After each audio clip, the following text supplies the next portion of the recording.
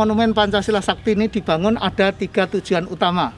Tujuan utama pertama adalah sebagai salah satu penghargaan pemerintah terhadap para pahlawan revolusi yang telah gugur dalam mempertahankan Pancasila sebagai dasar dan falsafah Negara Kesatuan Republik Indonesia.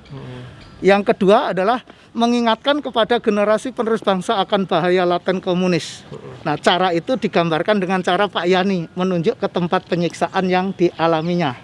Itu. Nah, yang ketiga sebagai sarana edukasi dan rekreasi. Diharapkan kita berkunjung ke monumen, belajar sejarah peristiwa kelam masa lalu, jangan sampai terulang kembali. Itulah tujuan pembangunan Monumen Pancasila Sakti. Nah, untuk relief-reliefnya ini, Pak. Nah, di bawah patung monumen ini ada gambaran atau cerita tentang kejadian yang berhubungan dengan PKI.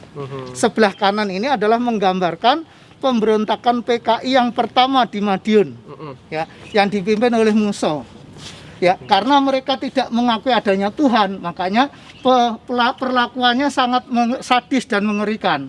Ada yang ditembak, ada yang dipanah, ada yang dipenggal, ada yang ditusuk. Tidak peduli anak-anak, ibu-ibu atau orang tua. Ini adalah menggambarkan kejadian pemberontakan PKI di Madiun. Buktinya sampai sekarang masih banyak di sana. Nah, sedangkan ini adalah Kolonel Gatot Subroto. Jabatan beliau saat itu adalah Gubernur Militer Surakarta. Diperintahkan oleh Presiden Soekarno agar merebut Madiun secepatnya dan berhasil. Nah, sekarang kita geser. Nah, ini adalah mulai dari Presiden Soekarno ingin merangkul seluruh rakyat Indonesia. Tapi kenyataannya rakyat Indonesia terpecah belah dengan adanya pemilu tahun 55 itu. Akhirnya beliau mencanangkan 3 pilar kebangsaan, nasionalis, agama, dan komunis. Dengan adanya komunis, ya, dengan adanya Nasakom, PKI merasa sebagai anak emas dari Presiden Soekarno. Siapapun mereka yang bertentangan dengan PKI akan dibubarkan oleh Presiden Soekarno. Ya, diantaranya Partai Masyumi yang menolak nasakomisasi di tubuh TNI dan lain sebagainya. Begitu juga dengan TNI menolak nasakomisasi di tubuh TNI.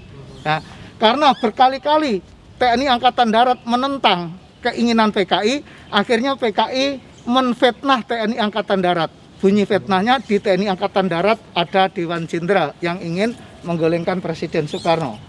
Nah, ini adalah proses, ya, penculikan yang terjadi, ya. Nah, ini kejadian yang ada di bawah ini adalah kejadian yang ada di pos komando.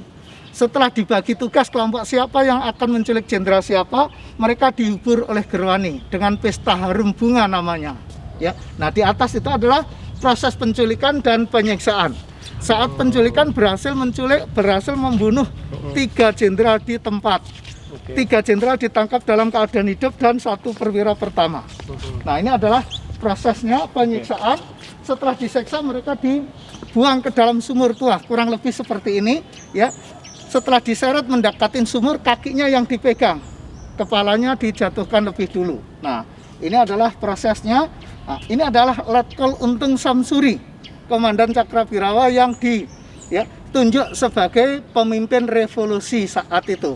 Sedangkan ini adalah Pangkostrat Mayor Jenderal Soeharto. Setelah mendapatkan dukungan dari Jenderal Abdul Haris Nasution, beliau mengambil alih pimpinan TNI Angkatan Darat. Dibantu oleh pasukan RPKAD, Kolonel Sarwo Edi Wibowo melakukan penumpasan. Tanggal 1 merebut Radio Republik Indonesia, tanggal 2 mengepung lapangan terbang Halim Perdana Kusuma, tanggal 3 menemukan sumur, dan tanggal 4 pengangkatan jenazah. Tanggal 5 jenazahnya dibawa menuju ke Taman Makam Pahlawan Kalibata. 1 jenazah dengan 1 panser.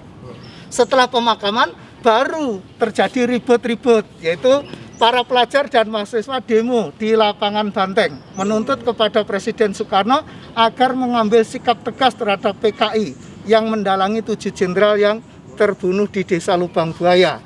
Namun Presiden Soekarno tidak menghiraukan. Akhirnya demonya dilanjutkan oleh utusan atau perwakilan rakyat Indonesia dengan nama Tritura, 3 tuntutan rakyat. Bunyinya bubarkan PKI beserta turunkan harga, bersihkan kabinet Trikora Dwikora dari unsur-unsur PKI. Presiden Soekarno tidak bergeming dengan pendiriannya, mengatakan, ya, Nasakom ingin saya jual ke internasional, kenapa di tempat lahirnya malah dibubarkan. Akhirnya demonya makin keras, terjadilah 4 mahasiswa gugur dalam demo tersebut dan diangkat menjadi pahlawan Tritura. Ya, namanya Arif Rahman Hakim, Ikhwanul Muslimin, Aris Monandar dan Margono. Setelah itu barulah keluar surat perintah 11 Maret. Pukul 6 pagi tanggal 12 Maret 1966, Mayor Jenderal Soeharto mengumumkan di Radio Republik Indonesia yang menyatakan PKI sebagai organisasi terlarang di Negara Kesatuan Republik Indonesia. Baru sore harinya dapat dukungan dari rakyat dan para pelajar yang tergabung dengan Jas Kuning, ya. Nah, itu adalah demo mendukung pembubaran PKI. Selanjutnya dilanjutkan dengan proses hukum, yaitu Mahmilub, ya. Operasi justisi dilanjutkan dengan Mahmilub. Nah, tokoh-tokoh yang merencanakan G30 PKI ditangkap. Ada yang dihukum mati, ya, ada yang dihukum seumur hidup, ya. Yang dihukum seumur hidup adalah Menteri Panglima Angkatan Udara Pak Umar Dhani, dihukum seumur hidup. Nah, ya, Pono Nyono Sam Kamaruzaman dihukum mati. Selanjutnya MPRS bersidang untuk mendapatkan jawaban dari Presiden Soekarno yang disebut Nawaksara. Karena jawaban tidak sesuai dengan permintaan dari MPRS, akhirnya MPRS mencabut mandat Presiden Soekarno dan mengangkat Letnan Jenderal Soeharto sebagai pejabat presiden.